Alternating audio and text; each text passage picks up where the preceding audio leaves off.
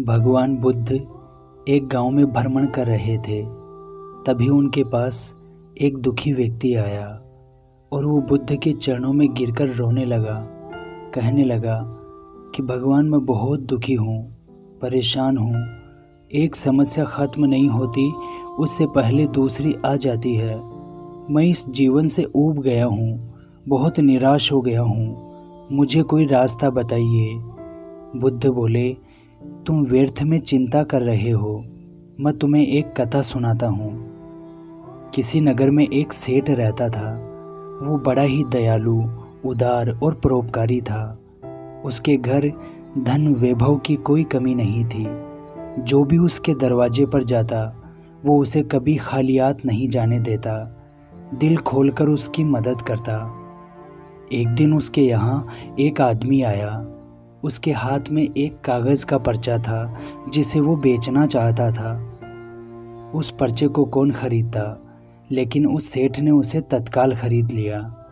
बेचने वाले ने सेठ से कहा कि आप इसे तभी देखना जब आप बहुत मुसीबत में हो, दुखी हो।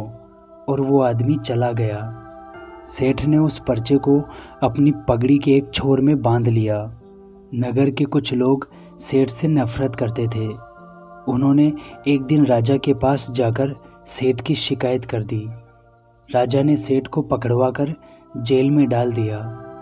जेल में काफ़ी दिन निकल गए। सेठ बहुत दुखी हो गया, परेशान हो गया। उसे कुछ भी समझ में नहीं आ रहा था कि क्या किया जाए। एक दिन अचानक सेठ का हाथ पगड़ी की गांठ पर गया और उसे वो पर्चा याद आया। उस पर्चे को निकाल कर पढ़ा तो सेठ ज़ोर ज़ोर से हंसने लगा। बहुत देर तक हंसता रहा। उस पर्चे पर लिखा था कि समय कभी एक जैसा नहीं रहता, वो गुजर जाता है। पास में खड़े चौकीदार ने जब सेठ की हंसी सुनी तो उसे लगा कि सेठ दुख के मारे पागल हो गया है। उसने राजा को खबर दी। राजा आया और सेठ से कहा कि क्या बात है, क्यों इतना ज़ोर ज़ोर से हंस रहे हो। सेठ ने कहा कि राजन, आदमी दुखी क्यों होता है? सुख दुख के दिन तो सदा बदलते रहते हैं। सुख और दुख तो जीवन के दो पहलू हैं। यदि आज सुख है तो हो सकता है कल दुख का भी मुंह देखना पड़े। सेठ की बात सुनकर राजा को बोध हो गया। उसने उसे छोड़ दिया और उसे उसके घर पहुंचा दिया। सेठ बड़े आनंद से रहने लगा।